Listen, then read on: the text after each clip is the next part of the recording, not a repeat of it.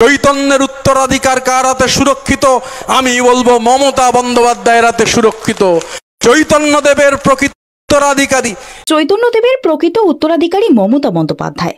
বাঁকুড়ার ইন্দাসে তৃণমূলের বিজয়া সম্মেলনীর মঞ্চ থেকে ঋতব্রত বন্দ্যোপাধ্যায়ের মন্তব্যে বিতর্ক। বাঙালির ভাবাবেগে আঘাত, দাবি বিজেপির। চৈতন্যদেবের প্রকৃত উত্তরাধিকারী মমতা বন্দ্যোপাধ্যায়। বাঁকুড়ার ইন্দাসে তৃণমূলের বিজয়া সম্মেলনীর মঞ্চ থেকে তৃণমূলের শ্রমিক নেতা ঋতব্রত বন্দ্যোপাধ্যায়ের এই মন্তব্যে এবার বিতর্ক তৈরি হলো।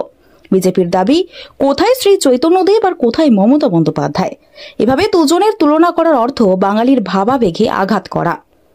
এর আগে বিভিন্ন সময়ে তৃণমূল নেতারা কখনো মমতা বন্দ্যোপাধ্যায়কে মা দুর্গা, আবার কখনো মা শারদার সঙ্গে তুলনা করে বিতর্কে জড়িয়েছেন।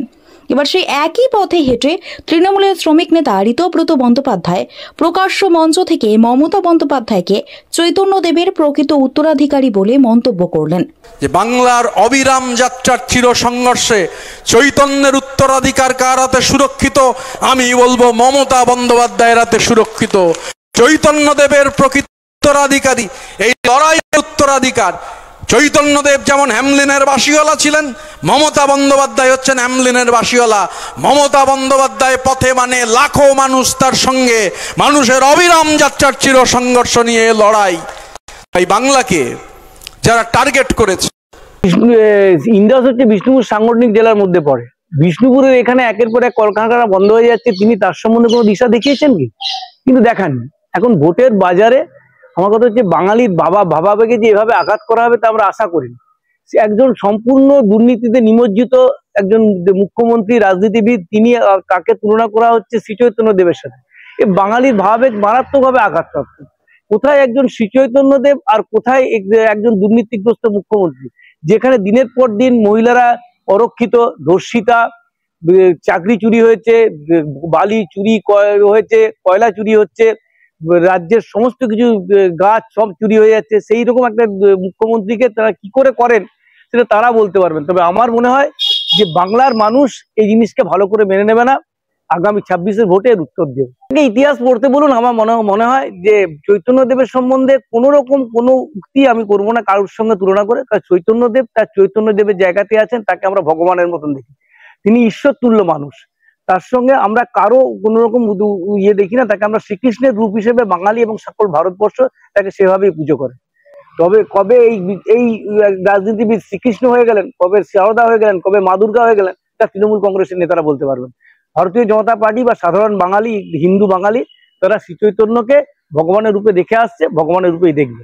ছিল তার মধ্যে এত মানুষ এখানে আছেন এবং অনুষ্ঠান এখনো চলবে। জননেত্রী মমতা বন্দ্যোপাধ্যায়ের অনুপ্রেরণায় এবং অভিষেক বন্দ্যোপাধ্যায়ের নির্দেশে পাহাড় থেকে সাগর অব্দি এই বিজয়া সম্মেলনীগুলো হচ্ছে। তারই অংশ হিসেবে আজকে ইন্দাসে আমাদের এই বিজয়া সম্মেলনী হলো। মমতা বন্দ্যোপাধ্যায় যে চতুর্থবার মুখ্যমন্ত্রী হবেন, এটা গোটা রাজ্যের পাহাড় থেকে সাগর মানুষ জানেন।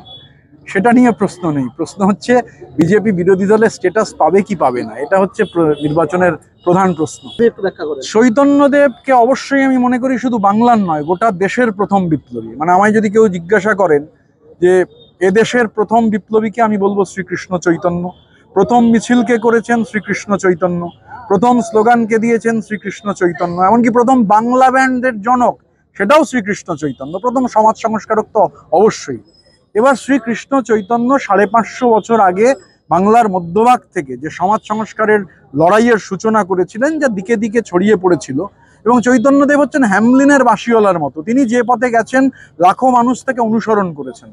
এখন এই যে ডিএনএ, বাঙালির যে 5000 বছরের ডিএনএ, আমি যেটা এখানে মঞ্চে বললাম যে চৈতন্যদেবের প্রকৃত উত্তরাধিকারী মমতা বন্দ্যোপাধ্যায় এই কারণ মমতা বন্দ্যোপাধ্যায় পথে মানে লাখো কোটি জনতা তার সাথে।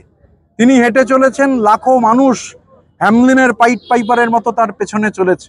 তিনি নেতৃত্ব দিচ্ছেন গোটা দেশের বিজেপি বিরোধী যে লড়াই, মমতা বন্দ্যোপাধ্যায় হচ্ছেন তার সংগ্রামের বর্ষাফলক।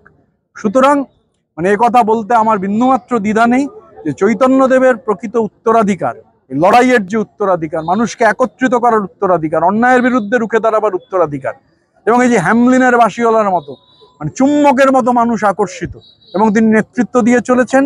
এই যে দেখুন, এই মুহূর্তে আমাদের বিজয়া সম্মেলনী চলছে, উনি কিন্তু সেই দুর্গত জায়গায়। আমি যখন এখানে আসছি তখন দেখলাম দিদি আলিপুরদুয়ারে, তারপরেই দেখছি নাগরাকাটায় দুর্গত মানুষের সঙ্গে দুর্গত জায়গায়। যে আমাদের দেশের প্রথম বিপ্লবীর নাম কি? আমি বলি শ্রীকৃষ্ণ চৈতন্য। আমাদের দেশে প্রথম স্লোগানকে দিয়েছেন শ্রীকৃষ্ণ চৈতন্য, প্রথম মিছিলকে করেছেন শ্রীকৃষ্ণ চৈতন্য। আমাদের দেশের প্রথম ফ্যাশন ডিজাইনারকে, তারও উত্তর হচ্ছে শ্রীকৃষ্ণ চৈতন্য।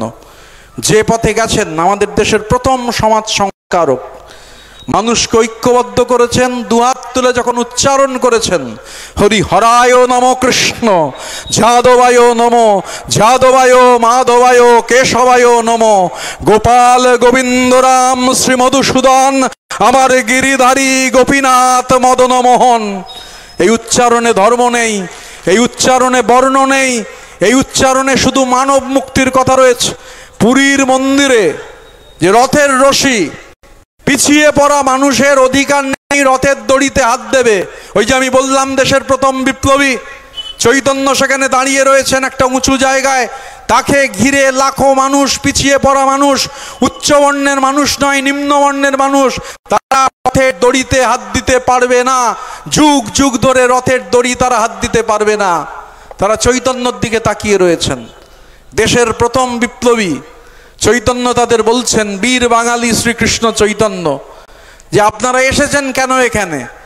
সমস্বরে মানুষ বলছেন আমরা রথ টানতে এসেছি, কিন্তু রথের দড়িতে তো আমরা হাত দিতে পারবো না। তো চৈতন্যদেব তখন বলছেন যে প্রভুর চোখের দিকে তাকান আর তাকিয়ে উচ্চারণ করুন, মহম্বোধে স্থিরে কনক রুচিরে নীল শিখরে বসন প্রসাদান্তে সহজ বলভদ্রেণ বলীনা সুভদ্র মধ্যস্থ সকল সুর সরদ জগন্নাথ স্বামী নয়ন পথগামী ভব তুমে। উচ্চারণ শেষ হলো না, কিছু বলতে হলো না, মানুষ গিয়ে সমস্ত বাধা অতিক্রম করে রথের রশি ছিনিয়ে নিলেন, রথ চলতে শুরু করলো।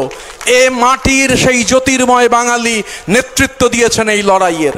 চৈতন্যের ব্যাটন গেছে লালন সাইয়ের কাছে। লালন ফকিরে মাটিতে বলেছেন মাথা তুলে যে আসার সময় কি জাত ছিলে, ভবে এসে কি জাত হলে, যাবার পরে কি জাত হবে, একবার মন ভেবে বলো না, একবার মন ভেবে বলো না, একবার মন ভেবে বলো না। সেরা স্কুটির কালেকশন এখন আপনার হাতের নাগালে। এই উৎসব মুখর লগ্নে শাসপুর CSCE বাইক শোরুম স্কুটির ওপর দারুণ মাইলেজ ও আকর্ষণীয় ফিচার নিয়ে বাজারে হাজির। শুধুমাত্র 1 লক্ষ টাকায় একটা কিংবা দুটো নয়, 3টে ব্যাটারি স্কুটি কেনার সুবর্ণ সুযোগ। এছাড়াও থাকছে 35 to 70 হাজারের মধ্যে আরও অন্যান্য মডেলের ব্যাটারি বাইক। আরও পেয়ে যাবেন 2 বছরের গ্যারেন্টি সহকারে 40,000 টাকায় স্কুটি, শুধুমাত্র lithium battery scooty. Zero down পেমেন্টে পেয়ে যাবেন বিভিন্ন ফাইন্যান্সিয়াল মূলক সুব্যবস্থা এবং 1 বছরের মধ্যে 5টি সার্ভিসিং একেবারে বিনামূল্যে। প্রিয় পুজোর আমেজে নতুন স্কুটি কিনলে থাকছে আকর্ষণীয় উপহার এবং 3 থেকে 4 হাজার টাকার ক্যাশব্যাক। আমাদের শোরুমে একই ছাদের তলায় আপনারা পাবেন ব্যাটারি স্কুটি, ব্যাটারি সহ সমস্ত রকম পেয়ার পার্টস এবং যে কোনো কোম্পানির পুরনো ব্যাটারির গাড়ির বদলে বিশেষ অফার। তাই কোনো রকম দেরি না করে এই পুজোয় শাসপুর CSCE শোরুমে চলে আসুন আর তেলের ঝঞ্ঝাট ছাড়িয়ে কিনে নিন ব্যাটারি স্কুটি এবং নিয়ে নিন test drive. Shaspur CSCE bike showroom, proprietor Arindam Digar. যোগাযোগ নম্বর 9933983252। আমাদের ঠিকানা শাসপুর বাজার, ইন্দাস, বাঁকুড়া, ব্যাংক অফ বরোদার পাশে।